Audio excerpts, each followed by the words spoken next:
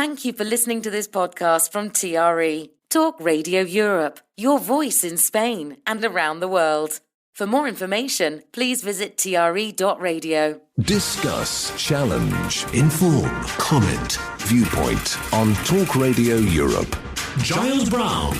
Live comment and discussion with studio guests. Viewpoint. It is Tuesday, the 28th of November. Welcome to Viewpoint, Talk Radio Europe's current affairs program with guests where we discuss the issues of the day with you for the next 2 hours. In the next 2 hours, we're going to be discussing a variety of subjects. Obviously, the ceasefire in Gaza that seems to be entering a fifth day. It's been extended. The policy of returning hostages, returning prisoners, do you think that is something that the Israelis should be doing, sending Palestinians back into Gaza and vice versa? Hamas releasing scenes over the past couple of days of Hamas releasing hostages. Also looking at the ongoing immigration situation in the UK. New figures released yesterday put most of the cabinet in a spin, saying that we have to control immigration in the UK. Your thoughts on that, as always, are welcome. And whatever else is crossing your radar, and you have a viewpoint, something that you might want to get off your chest, here with you for the next 2 hours. The numbers are as follows. To contact TRE, please call 952 78 4000. Email studio@tre.radio. Send us a WhatsApp on +34 645 99 67 95. Message us on Facebook, Talk Radio Europe Official, or tweet us at TRE Talk Radio. But first of all, let's have a look at the front pages of the papers. The Guardian front page features a photo of a young Palestinian man surrounded by children trying to leave northern Gaza as the current ceasefire between Israel and Hamas continues. The headline says the deal to extend the truce has raised hopes that dozens more hostages will be released, but the paper suggests there are widespread fears that the reprieve from the conflict will be brief. In its editorial, the Daily Mirror calls the extension of the truce a small but encouraging step. It acknowledges that Israel has the right to pursue Hamas in response to the murderous attacks on the 7th of October.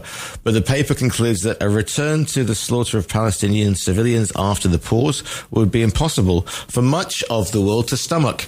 According to the Times, Rishi Sunak has been warned by government lawyers that opting out of the European Convention of Human Rights in an attempt to implement his Rwanda policy will backfire. The paper says ministers are considering emergency legislation that would mean British courts were not bound by the convention, but government lawyers believe this could lead to further legal challenges. Lord Cameron, the Foreign Secretary, is also said to believe the UK's international standing could be harmed. Downing Street said all options were still on the table. But the Eye reports that up to 40 Conservative MPs are poised to rebel if Mr. Sunak fails to take steps to override the convention. An unnamed Tory insider is quoted as saying the government is soft-pedalling on Rwanda because they don't really know where they are going. Daily Telegraph's leads suggest the UK's Equality and Human Rights Commission could be blocked from United Nations rights bodies because of its stance on legislation affecting trans people. The paper says the UN is assessing the EHRC after it gave advice to ministers suggesting the law should define sex as biological sex. Writing in the paper, the Commission's head, Baroness Faulkner, states it is concerned about the review, partly because it was judged to be meeting the highest standards only last year. There is anger on the front page of the Daily Express about the Bank of England Governor Andrew Bailey. On Monday, he said the UK's economic growth prospects were lower than they had been for much of his working life. The headline is, "Time for a bank chief who talks Britain up." Poisonous is how the Daily Mail describes, the Daily Mail front page describes a new book about the royal family. It condemns Endgame by Omid Scooby, saying it points an almost comically negative view of the monarchy. Mr. Scooby has previously written Finding Freedom, Harry and Meghan and the making of a modern royal family. The Mail says because of this flattering tome about the Sussexes, royal aides had expected the new book to be a hatchet job. Finally, The Sun is outraged that VAR could be extended to check corners, free kicks and yellow cards at football matches. The paper says the proposal is to be discussed today by the International Football Association Board, which sets the sport's rules. The Sun points out that with VAR already controversial, an extension would be balmy. So back to those front pages again to see exactly what they are saying. The front page of The Guardian: deal to extend truce raises hopes of dozens more hostages released.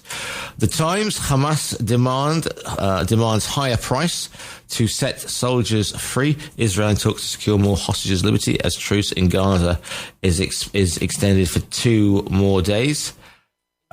Interest rates will stay high into 2025, says economists. That is the front of the Eye. And they've got on their front page, they've also got the princes and the PR man, William and Harry's relationship damaged beyond repair, about Air and the Spare rift unleashed by Cabinet Secretary Simon Case, says biographer. Okay. Meanwhile, Daily Express: time for a Bank of England. Time for a Bank of England chief who talked Britain up. The Metro leads with something different. It leads with a court case involving 2 teenagers accused of murdering Brianna Gray in Cheshire, which heard claims they shared a preoccupation with violence, torture and death. Neither of the accused, a boy and a girl who both deny murder, can be named because of their age. Obsessed it's a trans teenager murder trial. Financial Times, they have their front page is Tories soaring exports of war-linked goods to Russia test ties with NATO allies. That there's fears they could be boosting the Kremlin's war effort in Ukraine. The main image on the front page of the FT is of tech tycoon Elon Musk meeting with Prime Minister Benjamin Netanyahu during a visit to Israel. Meanwhile, the Daily Mail leads with poisonous rule book bombshell. Omid Scooby claims cold Princess of Wales as a part-time royal, belittles Charles as inept and says William stonewalls Harry. And last night, appalled royal sources said the new book is simply poisonous. The Daily Telegraph: Britain faces UN blacklist for blocking trans laws.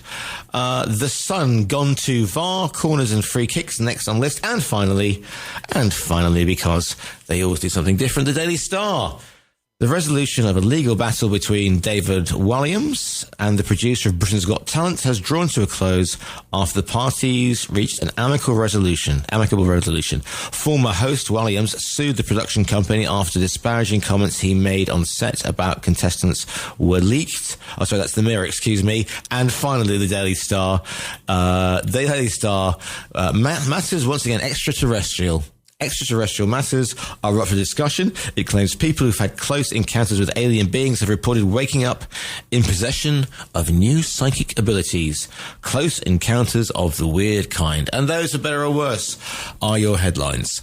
This Tuesday, the 28th of November.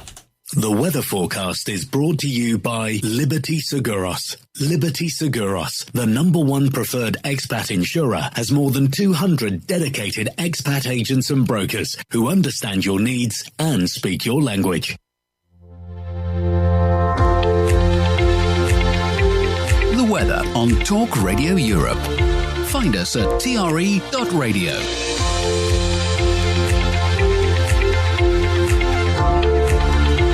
And a look at the weather today. Costa del Sol, currently 16 degrees, sunny spells. The high's going to be 21. The winds are from the northwest, and they are moderate. Granada, 2 degrees, misty at the moment, a high of 17, and light northwesterlies.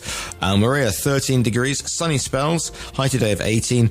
Winds from the southwest, which are light to moderate. Murcia, good morning to you, 15 degrees, mostly cloudy today.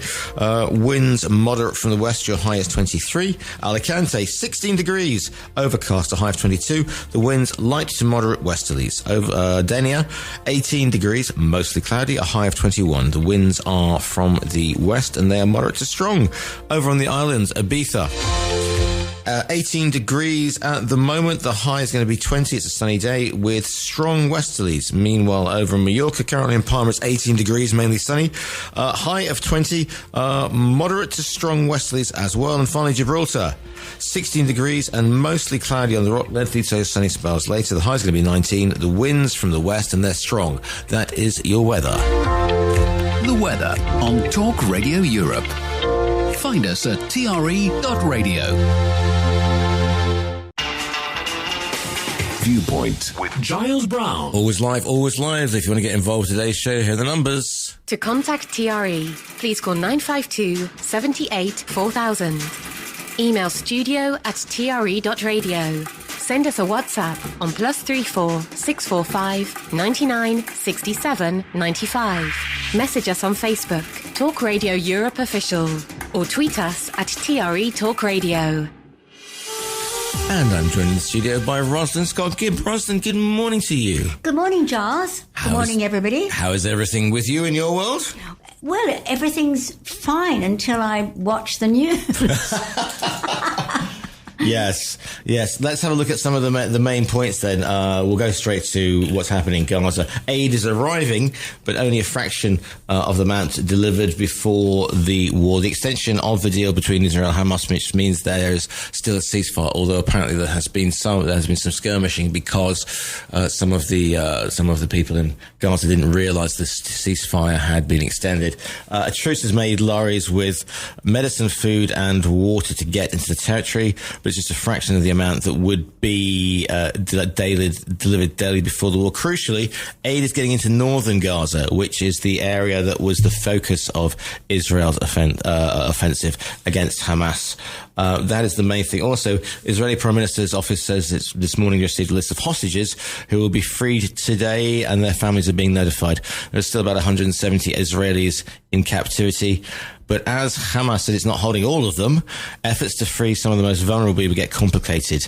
So the UN has also used the pause in fighting to increase urgent aid deliveries to Gaza, but said much more is needed. We've seen demonstrations calling for a ceasefire. We've seen demonstrations in the UK as well in support of against anti-Semitism as well in London over the weekend.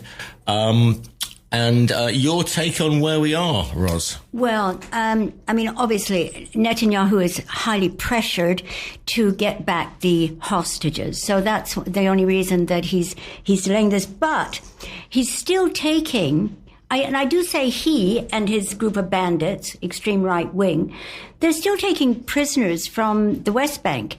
And just from the 7th of October, it's my understanding he's taken 3,000 prisoners. A lot of these are children under 18. Now, there was an interview of one young woman who was in prison. She was released, one of the ones released, for 7 years.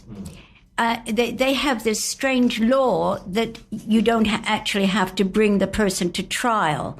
You don't even have to give a reason why they're kept in prison. They have this law. So she was in prison for 7 years, supposedly being too close to an Israeli officer. No proof, no danger. When you say too close, you mean physically, physically. Standing close to another, yeah. Or in her car or something. They grabbed her out of the car and took her in. 7 years later, she got out. But she wasn't even convinced that she wouldn't be pushed back in. Now, there's also stories that some of these young people, a lot of them, there was one young man, 25, who also, he's been in there for 3 months. He's not convinced that he's released permanently because they're taking them back. You see, there's all this going on in the West Bank that's not reported. I mean, I'm not sure, I'm not even sure how many Israelis realize how controlled the media is, how Netanyahu controls the media in Israel. Now, our friend Gideon Levy, who Stephen has quoted a number of times. He's a Tel Aviv journalist. There's only two that speak out and speak truth as what's going on, Barak Ravid and Gideon Levy. And what was I saying? You were talking about, so you've got two journalists who oh, yeah, the media is totally controlled. And so now what Gideon Levy, he says, well, frankly, the Israelis don't care that much about the Palestinians anyway. But they're not being told what's going on. It's all being kept very, very quiet. So they don't even know what's going on in the West Bank. And, right. And it's not reported internationally very much either. You know, I mean, we don't know, for example, 80 journalists have been killed, Palestinian journalists have been killed just since the 15th of October. Because... but he hits them. He's been doing this. That didn't start on the 7th of October. That started years ago, deliberately killing journalists. International journalists. Well, I know there was a high profile one of being shot by an Israeli soldier. Sniper. 2 years. Okay, sniper a couple of years ago. And it was filmed. So it was filmed, and Israel said, "Well, we will look into it." They never admitted it, but it was filmed. It was obviously she was targeted. These are incidences that happened before the 7th of October, obviously. And No. The 80 journalists. No, it's since. Since, but when if you look at and claims at the moment are over 13,000 people killed in Gaza, so you could say that we're up to 15,000. Right. So out of 15,000 people. From all walks of life, you're going to have casualties. You couldn't say they're specifically targeting. If 15,000 people have been killed in Gaza, then a proportion are going to be bakers, a proportion are going to be television repairmen. My own opinion is that in the past there was a certain respect given to journalists, people doing their job, medical people, ambulance. Doctors and Netanyahu doesn't. There's a number of doctors, medical people, workers killed. 259 again. 16 doctors. 16 doctors. But there's a bombing campaign going on, so that's where they're going to. It's not targeting them specifically, is what I'm saying, Ross. Well, yeah, but what are you doing bombing a hospital? Who was it in the British news yesterday saying? Israel is abiding by international human rights laws. Yeah. No, they're not. How could they be? You don't bomb hospitals in a legitimate war. The 25 hospitals in Gaza, and there are 25 hospitals in Gaza, and I think it's whatever the size of Gaza is. And when you see the images of if there are tunnels underneath these hospitals, and if Hamas have been using it as a human shield... Well, it's a good excuse, isn't it? No, it's 26 out of 35 hospitals are now totally out of order. It's a good excuse. There's Hamas are underneath the hospital, so we bomb the hospital. I'm going to go live to the lines, as I thought it would be. I thought it would be live and live this morning. Morning, caller, you're live on TRE. What's your name? Where are you calling from? What's your viewpoint, please? Hello, it's Gil from Cal. Good morning, Gil. Good morning. I just heard what Rosalind said. Thought you might. I just don't know where to start. She doesn't know the situation in the West Bank. I know it extremely well, firsthand. The fact that, she says that Netanyahu controls the media. Well, I'll tell you, most of the media is against him very strongly, so I can't see how it is that he controls him. Now, about Israelis don't know what is going on in the West Bank. Well, the Israeli soldiers who are controlling the West Bank are conscripts, They're part of the population. They themselves, know what goes on in the West Bank, and of course, tell stories and report it to other members of the family and so on, So you can't conceal such things in such a small country. So the fact that, the people don't know she's right about the fact that it's not being reported, and that is true. Now, if somebody's arrested, let's say a Palestinian, for doing something, if you put that person in jail, it costs a lot of money to put anybody in jail. You have to feed them and everything. So I think they're going to think twice before they put anybody in jail. And just for a lady touching a soldier or being near a soldier, I doubt if that's a good enough reason to put somebody in jail, because it's just, not a very economic decision, if you like. So the woman was lying? She was being interviewed. Besides, what do you mean you have to feed them? They're not being fed. In many cases, there's no water, there's no food. They're not being treated. Just a minute. Are we talking about the West Bank or Gaza? Because I was talking about the West Bank. I'm talking about prisoners. You're saying you have to feed prisoners in Israel. No, just a minute. You're talking about Israel, the West Bank or Gaza. You have to decide. I'm talking about prisoners from the West Bank in Israeli prisons. 3,000. But you said there's no water.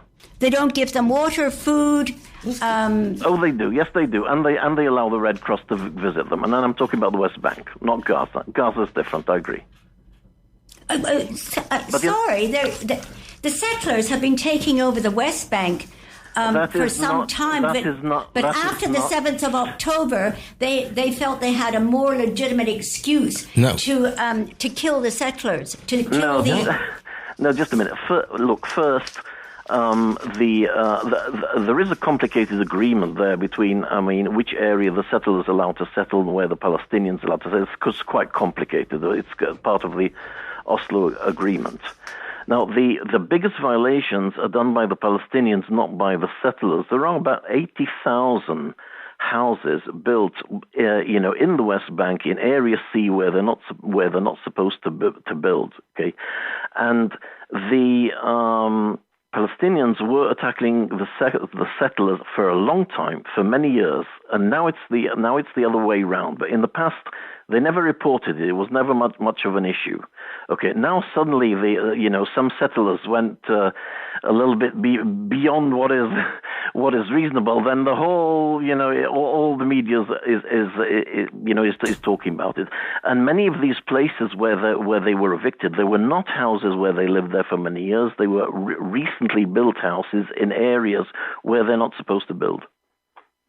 Not true. There's it is true. I know. There's farmers who have had these trees, olive trees, for generations, and they've ripped up all the trees, and they're killing the farmers. They're trying to take. The farmers, yes, they do. Sorry, I'm sorry, it's not fake news. I don't know what you're watching, but it's not fake news. I'm not watching. I know the West Bank like the back of my hand. You from what?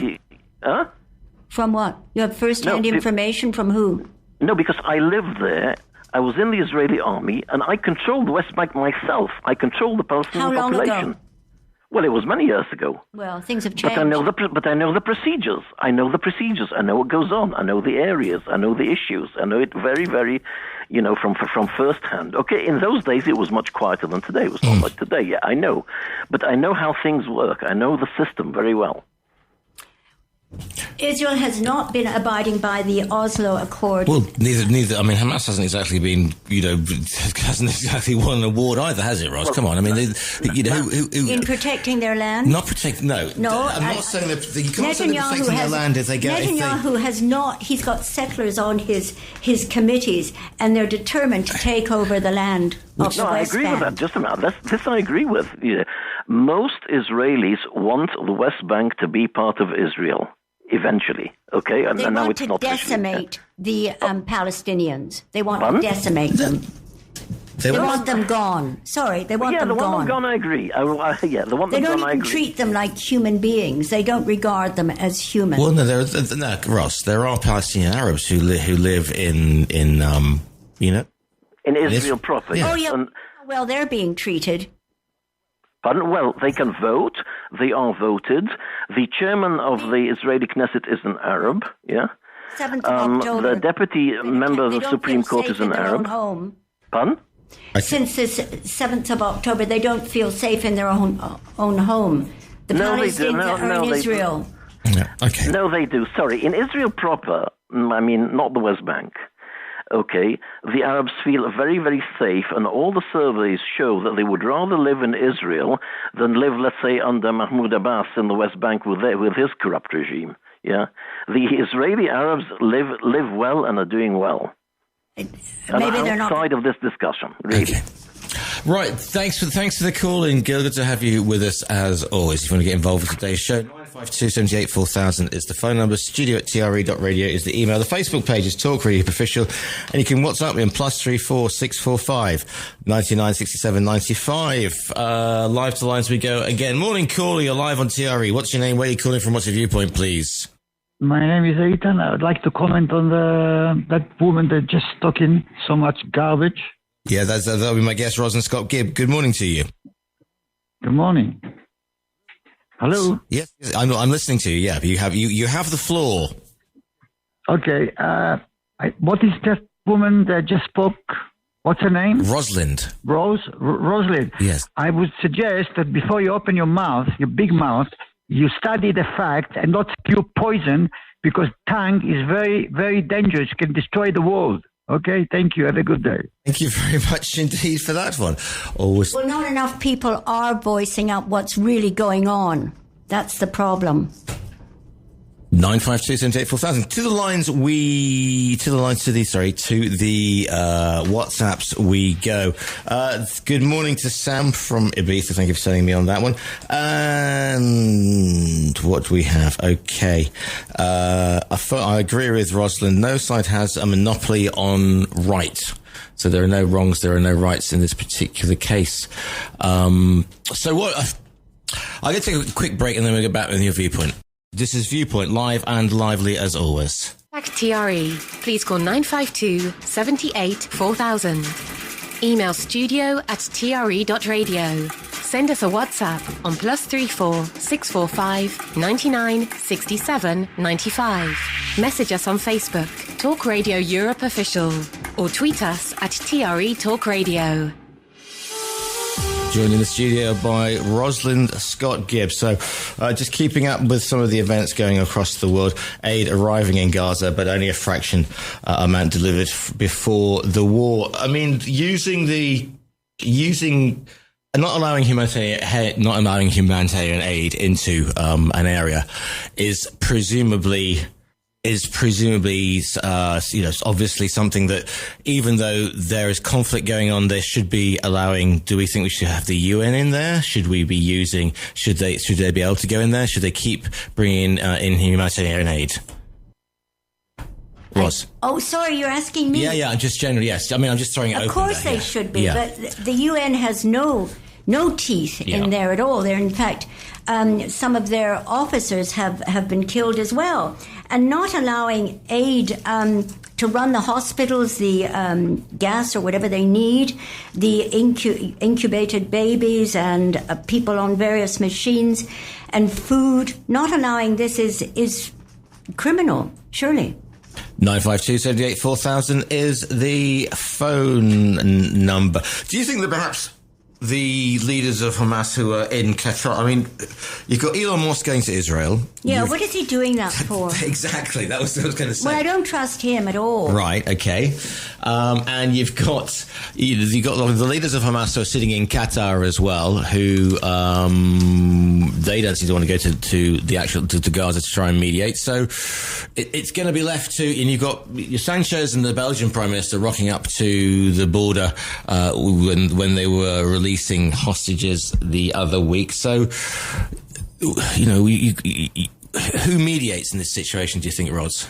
Well, Biden's taking credit for it, but I don't give him any credit because he's glued to Desanaglia. He's totally biased. Mm-hmm. He doesn't even mention the Palestinians when he talks about all the good he's doing in mediating, and he's losing a great deal of support with the younger American Democrats, apart from an international image.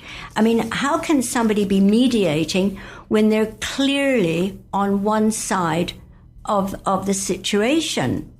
Do you want to hear his latest name? I'm just interested because when let's go back to Carter. Let's go back to Carter and was it the Camp David agreement in the 70s with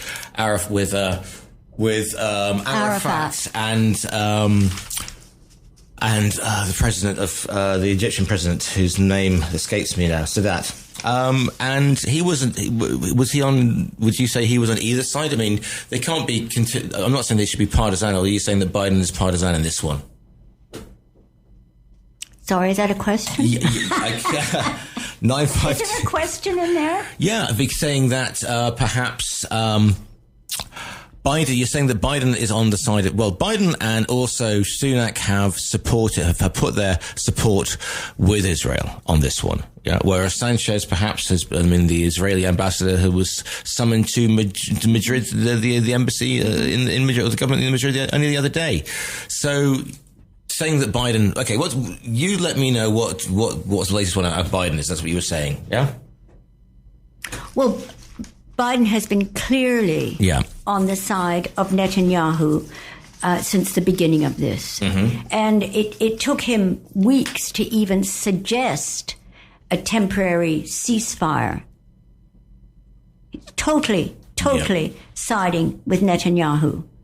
And that's against the Israeli people, who obviously have wanted a ceasefire in order to get the hostages back. But Biden has been behaved in a very extreme manner, and only ever mentions, if you listen to his talks, his speeches, only ever mentions the Israeli hostages. He never mentions the Palestinian people, their situation, the hospitals, the children, women and children that are killed. Never has mentioned any of them. Would you like to hear his latest? Yes, I'd love to. Go. Yeah. Latest name. I didn't make this up. No, I'm saying it. It's so bad, it's almost funny, but please don't blame me for it. Okay. It's kind of American. Do you want to hear it? Yeah. Are you ready for this? I'm ready for this. Are we all ready for this? I think so. Okay, as late as Biden, it's Genocide Joe. Okay. And from what office did I detect the hand of Trump behind that one, perhaps. But there you go. It could be. 952784000. Good morning, caller. You're live on TRE. What's your name? Where are you calling from? What's your viewpoint, please? It's Gil from Gil again. Well, some things that Rosalind said are correct. Yeah, I must admit, and very correct. But some things are not. And for instance, about this international law, she said definitely violating international law, not allowing supplies. Well, it's not true. But in order to check that, you have to read international law. You can find it, or you can Google it. There are quite a few documents. They're quite long. It's not easy to read. But there are people, experts like Natasha Hausdorff, I think. She's an expert on international law, and she's given lectures on the subject, and you can find them on YouTube. And they go in details about what you can do. For instance, before this war in Gaza, Israel was supplying free water and free electricity to the Gaza Strip. Now, once the war started, according to national law, they are not obliged to continue to supply water and electricity against the people they are fighting. See, international law doesn't say all these things that people think they say. People have to read it and check it before they come to conclusions. So just recap on those points again, please, Gil. Well, she said it's against international law to stop supplies. It's not. What is the international law on providing electricity for hospitals or bombing hospitals? No, I'll tell you. You say if the hospitals function as hospitals, and they are 100% hospitals, that is one thing. But the minute the hospital is used as a military base or place to stack ammunition, it is no longer considered a hospital. And but that hasn't been proven. That hasn't been proven. No, okay, you can't prove it right away. I mean, it will take time to go there and to look at the tunnels. They've found a few things. I agree that they haven't found yes, but it's suspicious that these weren't brought in. It's not conclusive. The Hamas has always, these conflicts between Hamas and Israel, I think this is the fifth in the past few years. There's enough information from the past that they've used mosques and hospitals and schools as deliberately as points where they keep arms, where they shoot from. Well, this isn't evidence. You can't use this as evidence. Well, it's an evidence as the tactics they've been using for many years, and I don't think they've changed. Well, it's kind of been hearsay. And also this thing about electricity. So the Israelis made a big, Netanyahu, not the Israelis, Netanyahu, made a big deal about giving electricity to the main hospital there. And then we find out that, in fact, it was the equivalent of 3 hours electricity to run all these machines. So it's PR. And how much water did they actually give? I agree, but they don't have to give any electricity at all because this is war. It doesn't seem like war to me. It doesn't seem. Oh, it is war. When the Germans attacked Stalingrad, did they give free food and free electricity and free water for the people inside? No, they didn't. It was war, and this is war. Schools, orphanages, UN-run orphanage. 3,000 children killed. Yes, but it's a very dense area. You're fighting in a very dense area. Civilians will be killed. Look, I looked at this yesterday. In Wikipedia, you can find a lot of information about the ratio between combatants and civilians.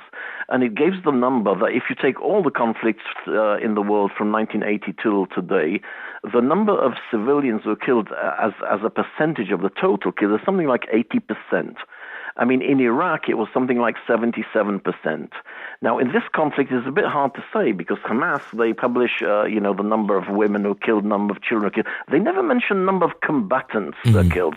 So the question is, are the combatants included in these 12,000 people that are dead that they're mentioning, or is this another number? So we don't know. We can't trust the numbers because they don't say anything. But 80% have been displaced. 80% of the population of Palestine have been displaced. They've lost everything. Family members, their home, their way of life, everything. Absolutely. They've been displaced because they are in a war zone, in a very dense war zone. Israel could have just bombed the whole lot, but he said, no, look, we're going to enter there in ground forces. So to save your lives, move to another area which is safer. Not safe, but safer. Yeah, but then they didn't stick by it. They said, okay, keep going south, and then they bombed the south. No, well, look, Hamas is mainly concentrated in Khan Yunis in the south, not in Gaza now. Well, I know you don't want to admit that this could be an excuse for just bombing people, right? No, it's not an excuse for bombing people. They were going to go there with ground forces. They told the people, look, we're going to, try and be as fast as possible, leave the area, to protect your lives. It's not that they're doing ethnic cleansing because they want to occupy the area or anything. It's just because there is war. It's in order to save the people. It's more than Hamas is doing. You sure? Well, of course, because they actually entered there. And you expect 80-year-old semi-invalids or babies to be able to get up and move within 4 hours so they can bomb the area? No, but they've no alternative because they're fighting in Hamas. It's a very dense area. Hamas is using civilians also as human shield. There's no, and they said we are going to enter with ground forces. So you if you don't leave, you can be killed. Your decision. Nobody forced them to leave. They left because they knew. Yeah, but then they say, okay, now go north because we're going to bomb the south. No, they're leaving them with nowhere to go. Just a bit. Nobody said go north ever. They all said to them to go south. Yeah, some of them came north because of the ceasefire. Yeah, but nobody told them to go north. Actually, everybody told them not to go north. So anyway, you feel that the Netanyahu is totally justified in what's been going on since the 7th of October? Yes. I don't think there's any alternative. It's very easy to criticize, to say he shouldn't do this, he shouldn't do that. But try and suggest what he should do, and then we can go and look to see... Have a ceasefire and try to have two different ethnic groups work together. Just a minute, what ethnic groups work together? Hamas has it as a constitution. It wants to kill not just destroy Israel. It wants to kill all the Jews in the world. There's not much to negotiate with these people. You can't just invite them for a glass of sherry and say, sit down around the table and we'll talk. It doesn't go that way. A glass of sherry, you see, that could solve all problems. Got another call coming in here at the moment. So 95, thanks for calling, Gil. 952784000. Morning caller, you're live on TRE. What's your name? Where are you calling from? What's your viewpoint, please? Morning, Giles. Peter. Hi, Peter. Oh, here we go. Good morning. Rosalind, are you pro-Hamas? No, I would, if I'm anything, I'm a humanitarian. I'm concerned about human nature and how to have... Are you prepared to condemn Hamas right now, seeing as most of the world recognise them as a terrorist organisation? This is your Piers Morgan moment, Peter. Yeah. Will you condemn them? I condemn war. Yes, exactly. War is war, but you're skirting around the issue. It's quite easy to say it's a terrorist act and it's atrocious and it should never have happened. It's quite easy to say that, Ross, and I don't know why you can't say that. As for the warnings, I know you've often quote the BBC as one of your go-to places. Really one of my go-to places. I was reading an article on the BBC a week or two ago, and some Israeli colonel general had rung a guy in Gaza who was a dentist, and they told him they were going to blow the building up, and they asked him to evacuate the building. Now, it was a long read, but it was fascinating because this guy didn't know who they were. He went through several hoops to find out if this was a legit call, and they told him, and he asked them, please not to bomb. And they said, we will not bomb until you say it's ready. And he said, I don't want that responsibility. They said, okay. And they stayed on the phone with him. Even when his battery was dying, they told him to take a phone off of somebody who was right alongside him because they had that number and they're able to talk to him. The sophistication of what those Israelis can do is astonishing. Now, they know where those tunnels are, many of them, and the reason they don't go in and destroy them is because that's where most of the hostages are. And I don't know if somebody can explain it to me, maybe Gil can, the difference between a prisoner of war and a hostage. Now, you've seen these hostages been released. These children are being released by Hamas. Children, Rosalind, children. They went in and took these children. Do you understand that? There's children in the Israeli prisons. Oh, here we go. This 2 + 2 = 5. They went in and took children and murdered them. They weren't prisoners of war. They're hostages. There's a difference. I'm not 100% sure what the difference is. Hopefully someone can explain it. But they took them. Now they're gradually getting them back. The only reason they're putting them back slow is they're trying to get out of their rat holes and their tunnels and move on. Because the Israelis know where they are and they're going to destroy those tunnels. Some of which are 100 feet deep. And many, apparently, there's more down there than the New York subways. Now, these are lined with water, food, nutrition, everything. They can stay down there for months, if not years. This is the food the West and the stuff the West is financing and sending and giving. These people are starving whilst that is underground. Now, there's a thing called a sponge bomb, not SpongeBob. They're not bringing in SpongeBob to sort this out. A sponge bomb. Now, they can, as anyone has ever worked in the building trade, you know that expanding foam jars you put squirt into a wall? Yeah. They've got one of those. It's like a 45-gallon drum, 2 chemicals. They tip it over, goes in them tunnels, and it seals them instantly. Everything in them kills everything. They can't do it because the hostages are down there. Yeah. People are there. Until they work out where these people are. The same as the hospitals. They told the hospital they were coming. They told them what they were doing. They sent in the ambulances. They moved out the people that couldn't move. I don't know why you will not condemn Hamas. Presumably, Peter, Peter, I don't condone... I condemn them then. Condemn them right now. Just say Hamas is a terrorist organisation. They should not exist. Well, it's not as simple as that, and therefore destroy. You're entitled to kill 15,000 people, many of them children and women. You can't keep tabs, keep counting numbers. Killing one or killing 15,000. Yeah, I'm sorry. Numbers do matter. No, it doesn't matter. It's of course, wrong. it matters. It's wrong.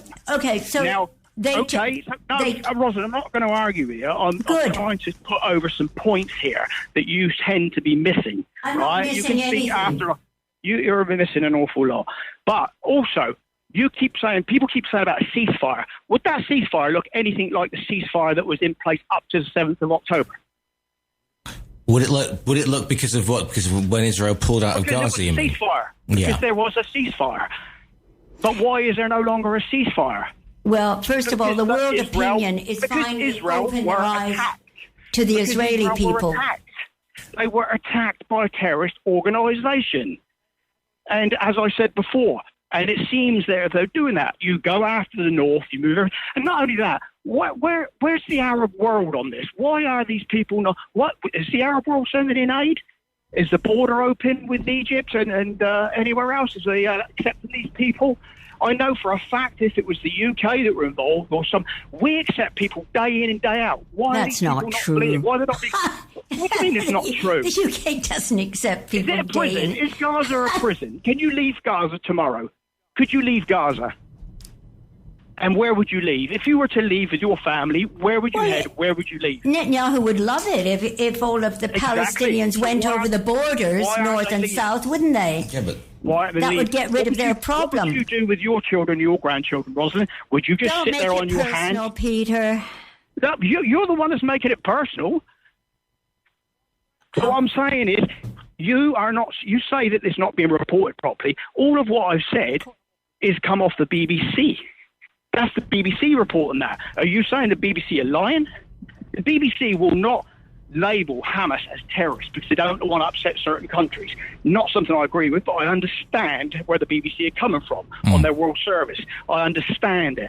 I understand what the BBC are doing, but you have to understand that a ceasefire was in place up until the 7th of October. And you're saying Netanyahu respected that? He wasn't putting people in prison. People under the young boys, young children.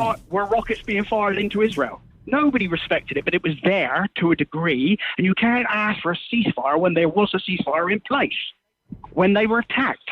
And now it's war. Netanyahu has never respected any ceasefire. Oh, well, yes, because you don't like Netanyahu. You've changed your mind awfully a lot on Biden all of a sudden. That man you respected, that great man. I didn't say he was great. I never said he was great. Yes, you said you respected him awfully. He was a great man. No, I didn't. Did we have any of this? I said I thought he could probably do the job. How many wars did the United States of America get involved in under Trump? None. Okay, Peter, thanks for the call in. Got a few bits and pieces to come in. If you want to get involved with today's Viewpoint, these are the numbers. To contact TRE, please call 952 78 4000. Email studio@tre.radio. Send us a WhatsApp on +34 645 99 67 95. Message us on Facebook, Talk Radio Europe Official, or tweet us at TRE Talk Radio. Right then, let's have a look at some of the stuff coming in. Okay, that's an interesting one. Thanks for that. It says the following: how long has Rosalind lived in Israel? Does she have lived experience there? Instead of all the clickbait propaganda war that's bombarding us, not a balanced view. It sounds like Piers clickbait interviews. Sadly, you are better than this, Giles. Thank you. Meanwhile, looking at the other one, another one coming in here. What does your guest base her information on? Palestinian propaganda. The press in Gaza are carefully controlled by Hamas. You don't have to look far on social media to find Hamas-produced videos showing well-known Palestinian news reporters wearing press flak jackets, cheering on Hamas terrorists who are firing rockets at Israel. So much for press impartiality. Why doesn't Ros question why Israelis are supplying, or why Israel is supplying water and electricity in the first place? Is it because Hamas who run Israel? It's because Hamas who run Israel have not supplied them despite taking billions of dollars worth of financial aid over many years. Hi, Giles. The caller had the sophistication and excellence of Israel's security. Now has to explain how Hamas was able to launch such a large-scale attack without the Israelis being prepared. To the lines we go, 2 minutes left. Morning, caller, you're live on TRE. What's your name? Where are you calling from? What's your viewpoint, please? Yes, my name is Valerie. I would just like to know, could you not have a more balanced view? This is turning into a bar for Hamas morning. I've listened from the very beginning to the diatribe by Miss Gibb. Very misinformed about a lot of things, but surely there must be a more balanced view on your program. Okay, well, that's my viewpoint. We like to have people phoning in to challenge the viewpoints that we have. Thank you. Thank you very much indeed. Morning, caller, you're live on TRE. What's your name? Where are you calling from? What's your viewpoint, please? Yeah, morning. It's Sharon Alicante. Sharon. Hi, I'm bit saddened by a bit of the bias shown on this radio station towards the Israelis. Yesterday we had a colonel on who was, before you even got going, you know, whose side he was on, good as he was at speaking, and I'm finding that I'm almost not allowed. You're not allowed to take sides, and you're certainly not allowed to take sides if you can see the Palestinians' point of view. I condemn Hamas. I want them to die. The core Hamas group, they deserve to, absolutely. But this is going too far. Now, it's interesting that Peter, who normally slags off, excuse my slang English, normally slags off the BBC, suddenly the BBC are fine. And there is no evidence that's come to light about what is going on in the tunnels. Nobody can know whether they're stocked up on food and God knows what else. Recent reports of white phosphorus have been, again, not totally proven, but there's an awful lot not totally proven on the Israeli side, on the Palestinian side. So white phosphorus is suspected to have been used on several of the attacks. I've heard some previous Israeli leaders. Look, there was one on the BBC last night. The bongo's sounding, Sharon. Unfortunately, it means we've come to the end of the first half of this morning's Viewpoint. Can I come back on after? You can indeed. Yes, you can indeed. Thank you. Okay, thanks for that. Going to take a short break and then back for more Viewpoint after the national and international news.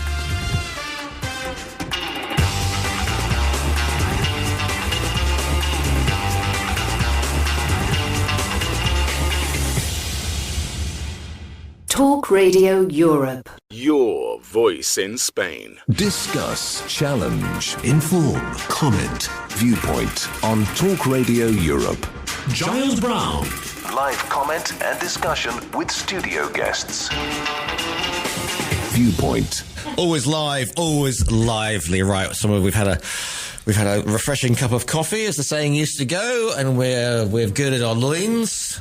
And here we go again, straight to the lines. Morning, caller, you're live on TRE. What's your name? Where are you calling from? What's your Viewpoint, please? It's Gil from Carpet. Morning, Gil. I think Rosalind is mixing apples and oranges because there's the West Bank and the Gaza Strip. Now, there was a ceasefire in the Gaza Strip, and it was kept by both sides until October the 7th. Nobody was arrested there, according to Rosalind, because there were no soldiers, no Israeli soldiers in the Gaza Strip. What she was referring probably to is the West Bank. Now, to the West Bank. Yeah, she referring to the West Bank. Yeah, children were arrested. Now, if you defined children the way we define children here, up to the age of 18. That's right. Then yes, there are children who are arrested aged 16 and 17. Yeah, but some of these children carry guns. I mean, I can tell you personally that I've been to Lebanon in the 80s during the war there, and there were kids 12 years old in uniform carrying guns. You know, that was not unusual. You know, I remember saying to these kids in my broken Arabic, you know, why don't you go to school? You know, and they all laughed. It's not unusual for, you know, the Palestinians in the West Bank, those who support Hamas or Fatah or whatever, you know, to have guns at the age of 16 or 17. And in that case, you have to treat them like adults and like combatants, not like children. Oh, yeah. I mean, that's a tricky one, isn't it, though? Because some of them were throwing stones. Most of them, it's stones. They don't. Well, if guns. you throw stones, that is also illegal. You can kill somebody by throwing stone. You can poke somebody's eye with throwing stones. That is also illegal. Okay. It could be a small kid. A small kid will not be put in prison, but somebody 16, 17, you know. You can't apply the laws that we apply here in terms of when it's somebody's child and when it's adult. 12-year-olds. Okay. Well, listen, Gil, thanks for the call in there as always. You know, we're coming to some of the messages coming in on these following numbers. To contact TRE, please call 952 78 4000. Email studio@tre.radio. Send us a WhatsApp on +34 645 99 67 95. Message us on Facebook, Talk Radio Europe Official, or tweet us at TRE Talk Radio. Just a quick one as well coming in this on studio@tre.radio. Hi Giles, Nelson Mandela was called and considered a terrorist by Margaret Thatcher. How many of your listeners would agree with that? Okay. Thank you for, one man's terrorist is another man's freedom fighter, is a saying that has always gone. Let's move on, because I think after an hour of robust conversation, I think we can say that. I think we can agree that. And that's what makes Viewpoint such an interesting program, memorable program. Let's move on from that particular one indeed. Okay, I'll just take this one more call. I think it might be Sharon coming in on this one because she wants to get back. Morning, call. You're live on TRE. What's your name? Where are you calling from? What's your viewpoint, please? Yeah, good morning, Giles. Sharon. It's Sharon. Hi. Hi to Roz as well. I have listened to one or two previous Israeli leaders, one on the BBC last night, who's saying that Netanyahu is not is an extremist, and he should, with him out of the way, I don't mean killed, I mean out of power. It should be, there should be more space for some kind of agreement. So that's that. I've heard several Israelis on other stations and situations phoning in to say that he's probably not helping the situation, to say the least. The next thing I hear is the Israelis are planning new settlements on land that isn't theirs. So I don't know what we're supposed to think. And my final point is Gutierrez from the UN, is it? Yep. He said this didn't happen in a vacuum, and there have been decades of provocation from the Israeli army. So I do think we should be allowed to. Well, we are allowed to put the other side of it as well, but on panels such as yours. I'm glad we've got Roz. I'm supporting her, and I don't think it's necessary to phone in, as one gentleman did a few calls ago, just to be rude to her. That's not a very intelligent way of making your point. Roz, thanks, Giles. Thank you, Roz, and thank you, Sharon. And I know. Yeah, sorry, my mind is scrambled because I take it as a compliment, Giles. But I was just saying because the reason that Roz is on the program, one of the many reasons, apart from she's a very good friend of mine and she's a brilliant journalist, is the fact that she presents that point of view for people to debate with rather than to sling mud, and that's what makes Viewpoint. And so, as I said before, it's the personification or whatever. Okay. Thank you. Thank you for your call in. 9-5, let's say at least we have some grown-ups in the room, and Rosie, you are so much more. Thank you, Sharon. There we go. Right then, we're going to move away. We're going to move away from that particular subject, I think, because we've been going round and round in circles for about an hour on that one.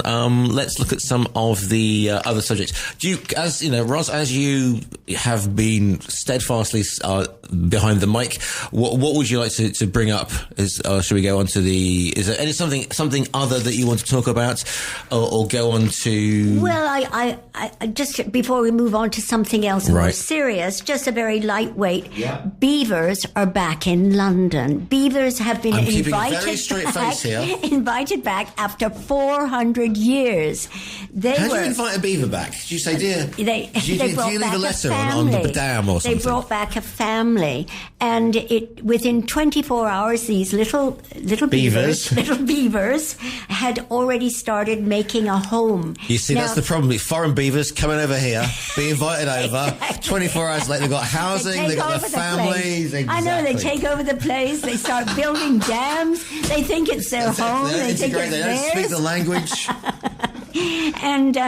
And the thing is that it's good for the environment because it's kind of complicated to do with the water system. Yeah. But by building these dams, it's also allowing water to then flow in areas that are lacking water. They're wonderful little beings. And, they build their little dams at night. I don't know why, but they do it at night. Planning permission, probably. Yeah, probably. And the thing is that the reason they actually do it, they're very hard workers. That's an interesting thing about a beaver. But the other thing that's interesting is because they like to have deep water. That's the practical reason why they build dams. Right. But so there's a number. The Mayor of London is very much in favour of this. Right. For many reasons. One is to again get us back to nature a bit more. I mean, It's a vote winner, Ross. I'm being cynical. It's true. It's a win-win, and because London does have beautiful parks and lots of green, and so does Glasgow. People, don't appreciate Glasgow as much as they should, but Glasgow also has lots of parks. So it's again another way of bringing us closer to nature, which is wonderful. I'm going to go to the lines. I'm not sure what we're going to be talking about on this one, but morning caller, you're live on TRE. What's your name? Where are you calling from? What's your viewpoint, please? Yes, morning, Giles. Have I just gone on the time warp because I'm phoning up about Hamas? Yeah. Someone's talking about beavers. Yeah, we've moved on to beavers now, Gary. So I am very, very careful what I'm saying now at the moment. But anyway, go on. Yes, I was going to say beavers a bit like Hamas, a bit like terrorists. They're required sometimes and not other times. How controversial comment is that? Very good indeed. I've been a military historian and political scientist since the age of 7 years old. You have to go some to beat me on the knowledge of warfare across the ages, mainly the First and Second World War. If that sounds big-headed, then so be it. But with regards to what's going on in the Middle East, if you look at the damage that the Israeli government has done in Gaza, any fair-minded person would say that is totally disproportionate to what is required.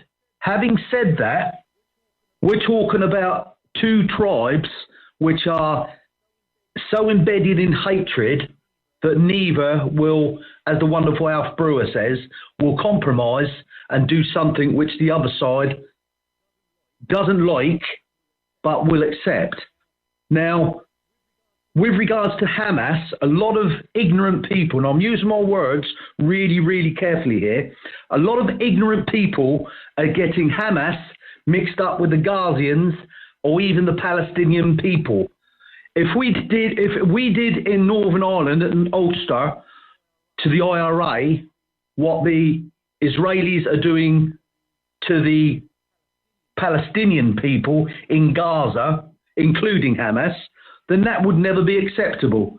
So I can't see why we couldn't do it then, and now certain people can.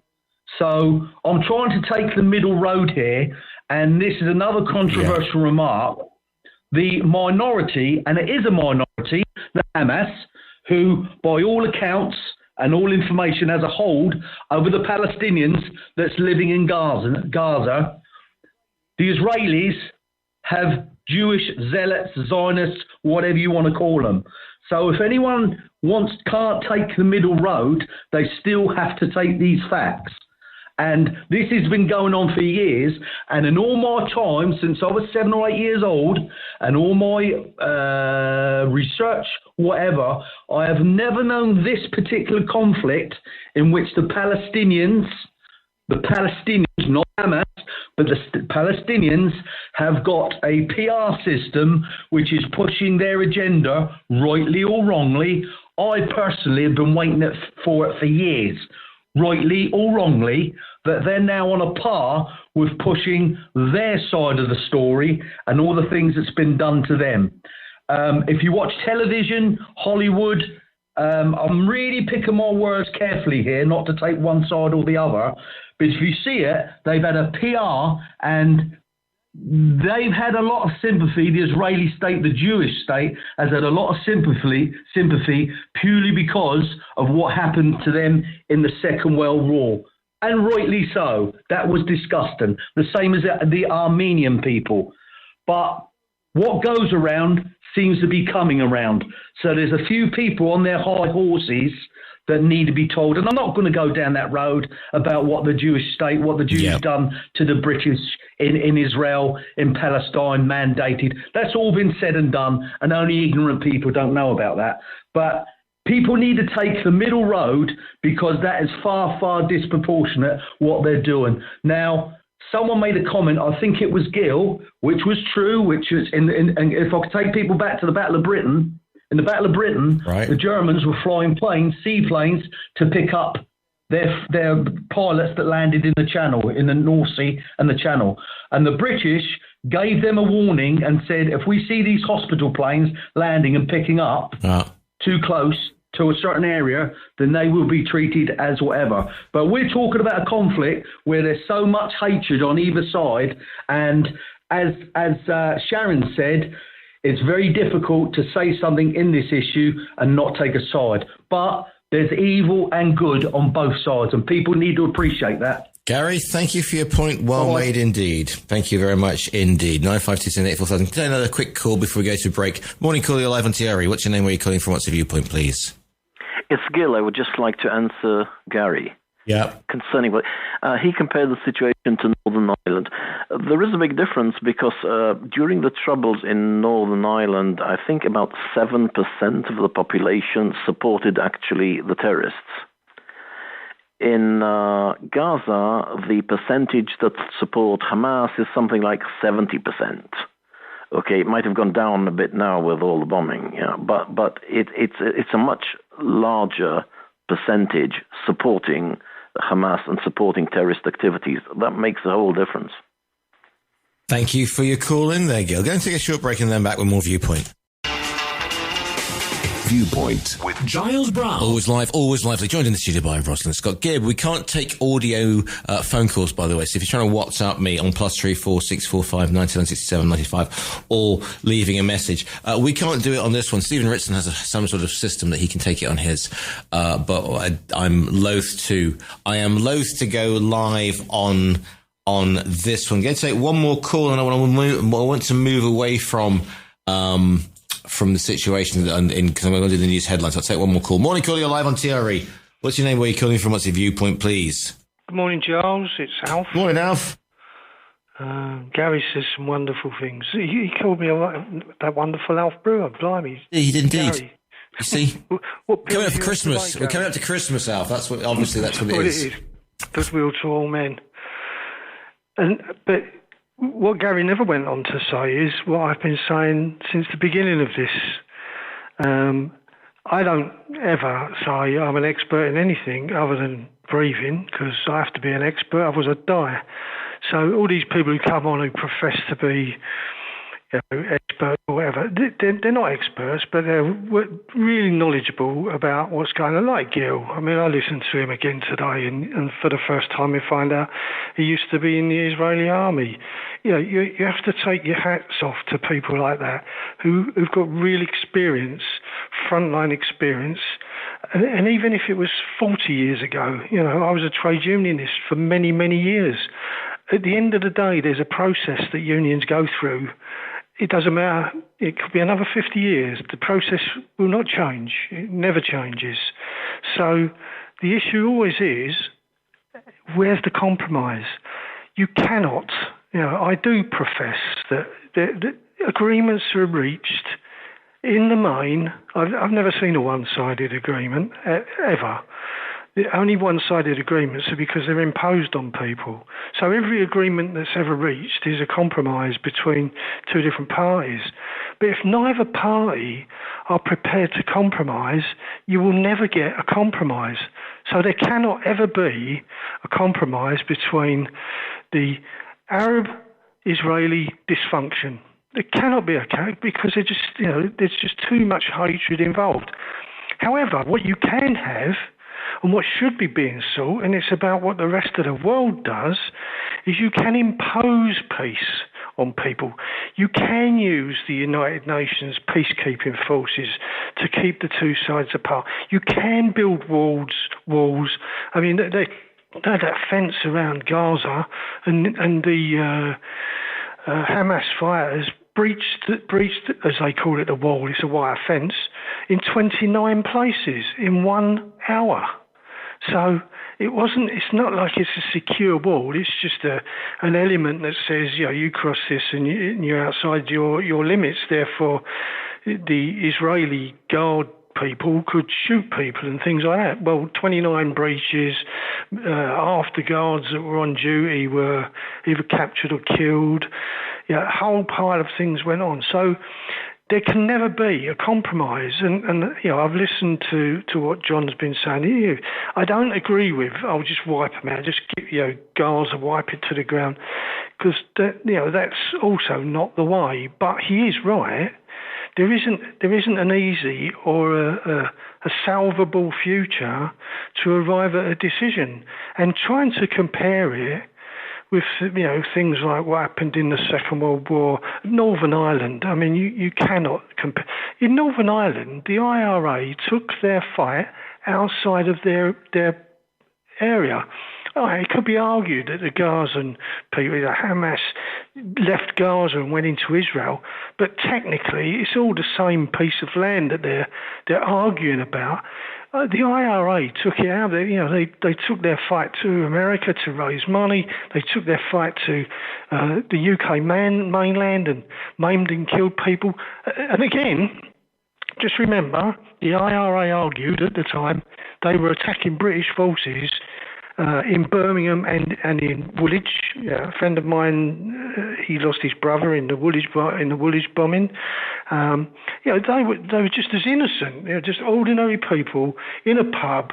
Pub gets blown up because it happened to be a pub that soldiers from the Woolwich barracks used to use. That's just the same as saying, you do get, unfortunately, when you have these, and let's not get away from it, the war in Ireland was a war. It was a war between two factions who were shooting each other. It's a war, with the best will and the best knowledge in the world. So, and also I think, was it Ros said, Biden has been biased. And I just think, if you listen to where he came from, initially, Biden was all about, the Israelis got to be allowed to do what they do. Remembering that, is it the third biggest electoral force in the United States is the Jewish community? All of the American presidents have all technically sided with Israel, but they're not siding with Israel to say, right, go and kill everybody in the world. What they're siding with Israel is that they should be allowed to live in peace. And that's where everybody's trying to do and trying to say, we need a solution where we can get to a point where everybody is living in a compromised peace, and a compromise has to be enforced. There is no way that, Hamas are never going to change their opinion, are they? The Iranian and Hezbollah are never going to change their opinion. The hatred of the Jewish nation is untold, and it will never change. Therefore, you have to keep the warring parties apart. No different to the Congo, no different to many places in Africa. And yes, at the time when Nelson Mandela was put into prison, according to the rules of the country that he lived in, he was a terrorist because they committed atrocities amongst the people of South Africa. So times change. And a compromise was reached. The compromise is that we're not going to have any future of a white, demonised populous group of people running South Africa as a minority. That's what changed it. And then on top of that, it was world opinion and pressure from the rest of the Western world on the white rulers of South Africa to say no more. No different to Rhodesia, or Zimbabwe as it now is, no different to Kenya, no different to Uganda, no different to Tanzania, no different. You can go right across all the African countries and one by one. And now what we have is that reverse compromise where the Russians are getting involved in that North African, well, not quite Morocco and Algeria, but just down from that whatever they call it, it's the Gobi Desert or whatever. Right. And so this happens forever, and you can only ever stop stuff like that seriously with putting armed forces in. And it would be nice, and I know some of them who live down here, if you could get some of the blue helmets, people for the British Army who were on secondment to the United Nations, and say to them, what was your experience in Bosnia? The guy who I know, he had to stand there one day. He was being shot at from a bunch of, I think they were Bosnians, across a thing. So he's, returning fire and keeping undercover and all that. And later on, he said an hour and a half later, when they've marched into the local village, the same people are committing atrocities on people who live in the village. Yeah. And all the UN could do is stand by and watch, because they weren't allowed to intercede because they never had the powers.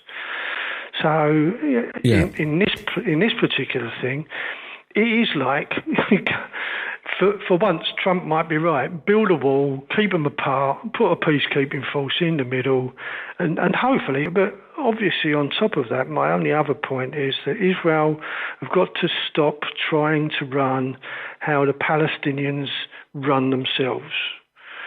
By imposing stuff on them is just wrong. As always, Alf, always good to hear from you. Several points there. And Ros, well done for provoking. Thanks very much for the call in there. 952-84000. Now this coming in from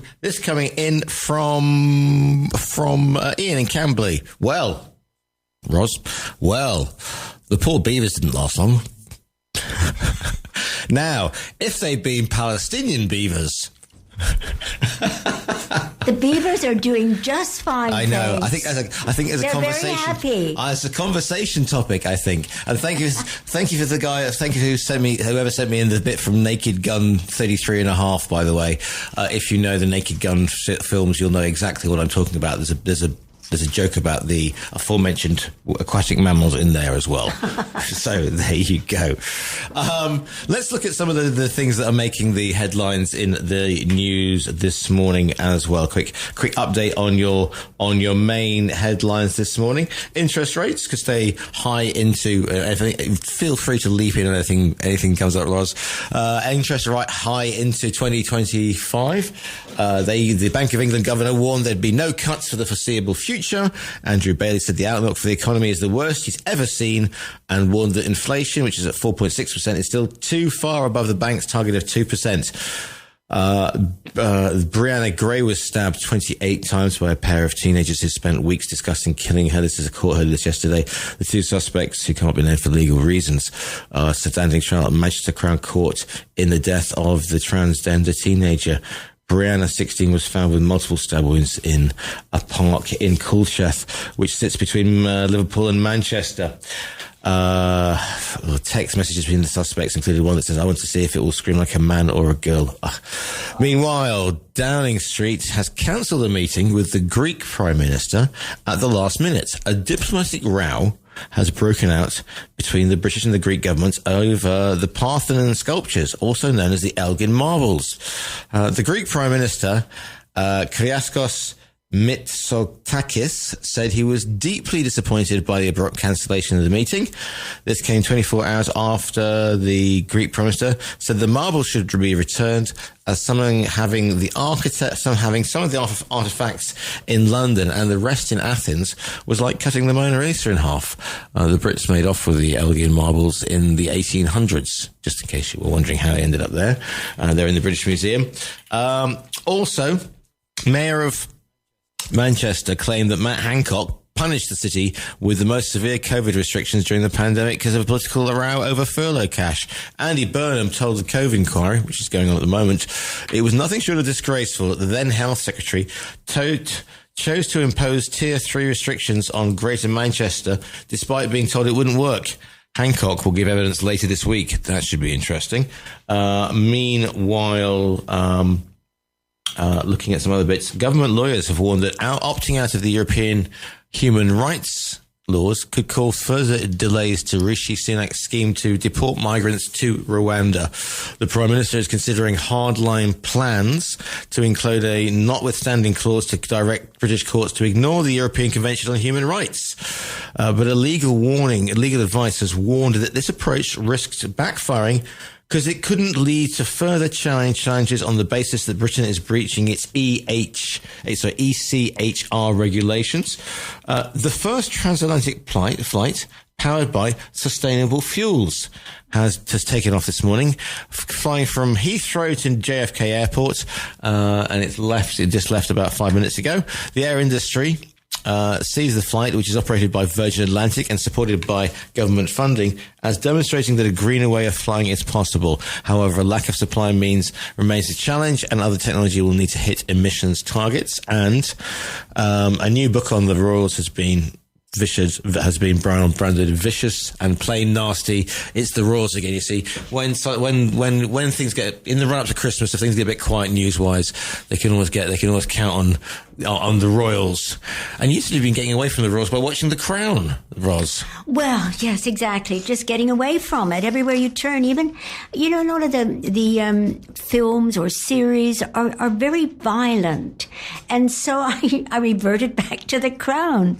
I went back to The Crown. Is it like a warm blanket of familiarity? Exactly. Well, at least they're not shooting each other. True, absolutely. Now, looking at some of those headlines, we've got the Elgin Marbles. Mm-hmm. So I have mixed feelings about that. I must say, when it was sort of African, Benin, the Benin, Scotland. I could sort of see their argument that they were protected. These items were protected in the UK better than they would be in Benin. Yeah. So possibly that's an argument. But where do we draw the line about giving back? Where do we draw the line? The thing is, I think it was, the British explorers made off with the Elgin Marbles.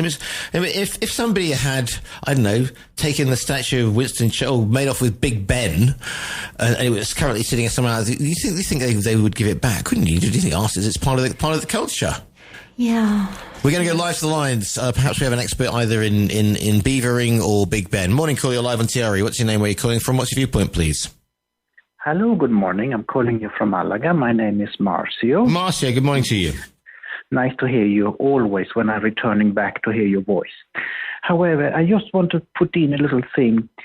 Nobody remembers that the founding fathers of Israel, of the nowadays Israel, 1948, killed Folke Bernadotte, the Duke, who tried to make peace.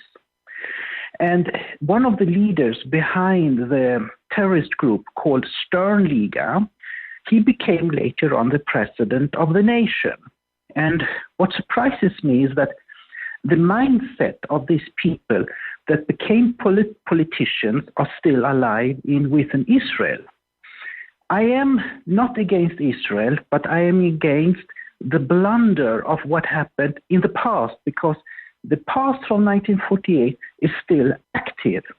And Netanyahu's basic foundation of thinking about the situation, about the nation, is based on that school of Sternliga. And Netanyahu has a personal motivation of hatred against Palestinians because his older brother, died in Uganda in the action to try to save Israel citizens that were in a kidnapped aircraft. The Entebbe raid, yeah? Yeah, exactly. So it became, Netanyahu was a little boy, but that foundation of that character, of that persona, is from that moment when his brother was killed. So put that perspective in action and deal of the situation the last 30 years. It's not only now. And also that many of the Palestinians, many of the young generation, have nothing to compare. They are a young generation. It's, again, a generation gap. So they can only relate what's going on in the last 5 years maybe, or not, more or less. So the only thing they have is hate. So it's natural for them to support Hamas. It's natural for them to wave flags for Hamas, but they cannot see the consequences of it. And Hamas itself is a dangerous organization because it statues what they want and what their motives is. And the motivations are not for peace at all. So you have it. So in the game, go back to 1948, see the structure, what went wrong, and you will see the person who are interested can make research with Google, but you can see a thin red line of destruction and unwilling to make it out, to make it common ground. This is what I want to say. Thank you for your call, Mario. Good to hear from you in Malaga. I wish you all the good. Thank you very much indeed. 952-78-4000. A quick break and then we'll be into the last 15 minutes or so of this morning's Viewpoint. Viewpoint on Talk Radio Europe with Giles Brown.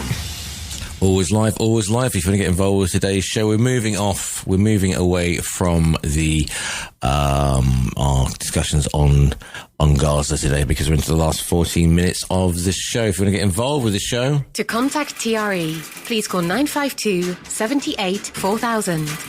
Email studio@tre.radio. Send us a WhatsApp on +34 645 99 67 95. Message us on Facebook, Talk Radio Europe Official, or tweet us at TRE Talk Radio. and just to let you know, good geography fans out there, the Gobi Desert is in fact in Mongolia. We had a thing earlier, it was in Africa, but yeah. Gobi Desert, thank you very much. I think it was the Sahara, but thank you very much for that one. Now then, meanwhile, back to our resident rodent reporter, Roz.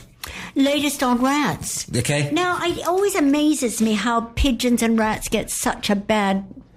People just... Pigeons, don't get me started. Rats with wings. Even the nicest, calmest, sweetest people get enraged about rats. Now, so latest research on rats, I must report, has indicated. So they had 2 rats. They did this a number of times, not just one off, right? But behind sort of a fence area. Now, so the one rat got through. Now, he had a choice to help his friend through or to go and get some food. Is this a fable or does this actually happen? Okay. This happened. This really is latest research. Or he was being enticed by his favorite food. So what did he do? Did he help his friend get to the other side or did he go for the food? Well, he's a very civilized rat. And this is where they're given a bad press that they shouldn't be. He went to help his friend before he went for the treat. Well, you see, that's why he's obviously not a freelance journalist. Because if it had been had it been radio broadcasters and a free buffet, you would have been trampled in the rush. There wouldn't have happened. So I just you see, I do believe all little beings, including rats, are entitled to a life. You're looking at me when you're saying that, Ross. I'm getting very to be given food. And you were just saying that rodents get a bad deal because the return of the mighty beaver. And that's a rodent too. Exactly. Yeah. Yes, it's the largest of rodents. So there we go. Now, looking at some other bits and pieces coming in, crossing the road. There's a thing about working from home because after the pandemic, obviously a lot of us ended up working, Zooming, the whole thing. And this report in the Telegraph and thank you for sending it in to me. Had a remark. I'm oming too much. Excuse me. Had a working from home. This is in the Telegraph. Working from home increases the risk of depression and dementia. Researchers find. Now, a lot of us work from home. A lot of us write from home. I mean, journalists, broadcasters, etc.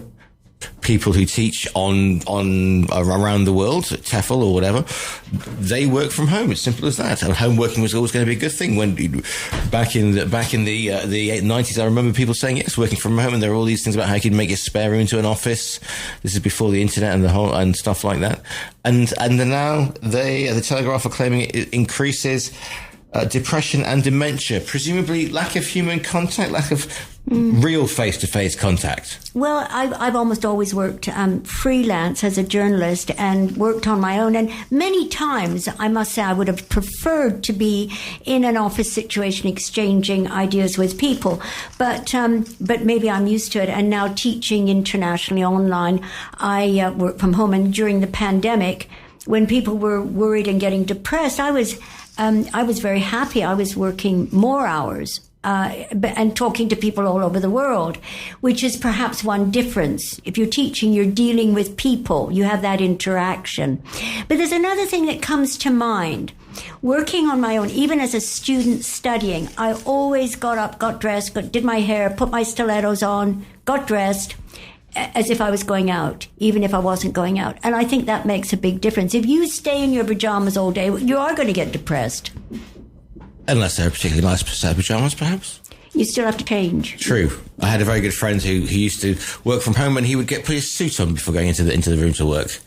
Exactly. Well, that's my point. And your stilettos. Did he put his stilettos on? I can't. As he's now an operative with the CIA, I can't actually say those. Right. I can't let you know. He'd have to kill me with the aforementioned stilettos. Okay. Murdered by Manolo, etc. But it's an interesting one because a lot of people are thinking, and also the things if you just work from home. Even if you've got a team and they're working, on their Zoom, but you miss a lot of you miss the interaction. It's and a lot the interaction as you go to the coffee machine and you can just have a little chat and exchange ideas. And that's how the great ideas start, because nobody has a creative idea saying, okay, from 11 till 12 we're going to have creative ideas time. Right. It can strike from a conversation. Somebody can bring some up. Somebody can have a chispa, a spark, a bit of inspiration, and from that, great things can flow. But, of course, you could go in the office 2 or 3 days a week. We could have more of a compromise like that, where you still go to the coffee machine and exchange ideas. Or you could just have the computer. You could just have the computer on the coffee machine. That might be an idea. You could do that. But so a lot of it's about attitude, isn't it? Yeah, exactly. And then what's good? The risk of depression and dementia. Well, dementia is an interesting because that's a bit of a frightening one. Yeah, well, exactly. But I'm just trying to work out how that one's going to work, because depending on the job you do, I mean, are you thinking that you're not stimulated enough for your own home? That's surely a lifestyle choice rather than. Doesn't matter if you're working from an office. Surely. This is why people get involved and do things like do Sudoku, they do crosswords, they keep their mind. They don't just sit there and veg out watching I'm a Celebrity Bake Off on Chef Ice 3 or whatever. No, well, the big thing I think is, and the most important thing we have to learn as time goes by, like this generation of 2, 3, 5-year-olds, is adaptability. Because the world is changing so quickly, we have to be able to adapt to what's going on. So if you're working from home, get out of your pajamas, put your stilettos on, make sure you go out for a coffee. You can still go out to the local cafe and have a coffee or do something. You have to adapt to make sure you're still living a happy, healthy lifestyle. And as you say, it does depend what your work is. Yeah. Like maybe the work is depressing. Maybe the person doesn't like his job. Then get a different job. Retrain. People also have to be willing to retrain 2 or 3, 4 times in their life. Nobody gets a job for life, except the Spanish bankers. Yes, if you work for the function. My next life, I'm coming back as a functionario. But it's interesting you say that, because that point you made about nobody knows what's coming next and have to be adaptable. Sir Ken Robinson, the late great Sir Ken Robinson, who was an educational advisor for several years for the British government. There's a wonderful TED talk out there called "We Should Teach Creativity in Our Schools More Than Maths." We destroy creativity in the school system in many cases, which is tragic. Yeah. Tragic loss. 952-78-4000 is the phone number. studio@tre.radio is the email. Just to let you know what's coming up today as well. Later on today, following me will be Stephen Ritson.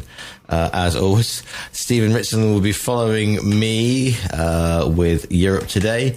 And then Selena is back. All is well in the world. Selena is back with a lifestyle show between 2 and 4. Hannah Murray joins us with TRE in the afternoon. TRE in the afternoon between 4 and 6. I'm just looking at some of the guests today. So Selena is joined by Jade Angela's Fit-On, a memoir of finding freedom in a wild place. And also Mackenzie's Memories, Nikki Smedley, Over the Hills and Far Away, following Nikki through the Teletubbies years. Not a broad church, to put it mildly. And she'll also be speaking with Gemma Ross as well. Looking at Hannah's show, she's chatting to Donna O'Brien about throughout history and all over the world, seemingly intelligent people have made foolish decisions based on delusions. And at 5:10, she's talking to Ronnie Abigail about the Human Library, which is headquartered in Copenhagen. It's dedicated to ensuring a global implementation as a learning platform, currently operated on 6 continents. And she'll speak also to James Allen about life competing in Rise and Fall. Then it is Howard Brereton with Spain Today before you get a repeat of this show, and then we return to the BBC with Dave with Daybreak first thing in the morning. That's all coming up on TRE Talk Radio, your voice in Spain. To contact TRE, please call 952 78 4000. Email studio@tre.radio. Send us a WhatsApp on +34 645 99 67 95. Message us on Facebook, Talk Radio Europe Official, or tweet us at TRE Talk Radio. Quite a few of you letting me know what you're wearing at the moment. It's quite disturbing after that whole thing with Ros saying she's putting on her stilettos. Can I borrow Ros's leather trousers that she wore back in 2016 on the Sunday show? So you obviously made an impression on that one. I'm not sure you go any further with that one. I did wear tight black leather trousers. I do remember. Right then, moving swiftly onwards. Miss Rosalind. Man flu is a thing. It's flu season. You see, you don't understand, Rosalind. You don't understand. You know, you're out there as a resident rodent reporter. Female hormones strengthen the immune system, whilst testosterone, obviously, which I have tons of, especially on this show, weakens the immune system, which is why, past the hankies, man flu is real, and this is a real thing to watch out for as we head into that dangerous season. Well, so does that really mean then that men suffer from more physical ailments than women, and perhaps one reason why men do die younger than women? Well, that's the old joke about why the Spanish men die before their wives, because they can. I thought you'd like that. So perhaps, because as we know, women multitask. Bears, all the things that women do. Plus, great better pain thresholds than men, even though you can say that. Oh, come on, you try pulling a splinter out, and then women go through all sorts of bits and pieces that I can't even begin to describe before 12 o'clock. And so therefore they have stronger immune system, and they're better at looking after themselves than men. Well, that's true. That's true. A woman perhaps is more likely to go to a doctor than a man is. And think about what they're eating. Admit illness. That's right. They do feel, and change eating habits. Habits. At the first warning sign that something like would be right, a woman is more likely to get a doctor, whilst a man will brazen it out until it's absolutely obvious that something's not right with them. I don't know, maybe. Yeah, no, it's only because you get things like the prostate campaigns, and that's only in the past 10 years. It was the big killer, because men didn't want to talk about that thing, whilst women have always been going in for checks and whatever else, health checks on a regular basis. And except for years, the research on heart disease it was only based on men, not women. And of course, the symptoms for women are quite different. So women were having heart attacks, and it wasn't recognised till it was too late. Let's go to the lines. I don't know if it's going to be. This could be about working from home. It could be about diet, or it could be about our little furry friends. Morning, caller. You're live on TRE. You're going to be the last callers. We've got 50 seconds. What's your name? Where are you calling from? What's your viewpoint, please? Just quickly, Giles. My wife's been with me for 42 years. I've hardened her so much now. She's that hard. I've got her a job on a whaling fleet in Iceland. They put her on the harpoon gun. But she said, no, I'd rather jump in and strangle the whales with my bare hands. Well, there you go. Exactly. Brilliant show. Wonderful show. And I'm going to take my high heels off now. Goodbye. Thank you very much there, Gary. And as the man who's probably got an opinion on migrant beavers, but there we go. Rosalind, listen, thank you so much. Thanks so much. Look out. I mean, I should go out and have a word with some otters later on. Yeah. I think that's the thing. Yes, I'm going to get my pet rat. I didn't hear about, you should have told our listeners about the one on your My friend Brenty had a rat called Flynn, who used to take out with us on nights out, and I used to sit there. And one night in a discotheque called Flash, top of the stairs, he fell down I don't want to hear this. And Flynn got across, and they were dancing to Billy Idol and dancing White Wedding, and all these little goths are running in all directions as Flynn ran across the floor. Flynn was fine. Good. Okay. Happy ending. Happy ending. Thanks for your call, Roston. Thank you so much.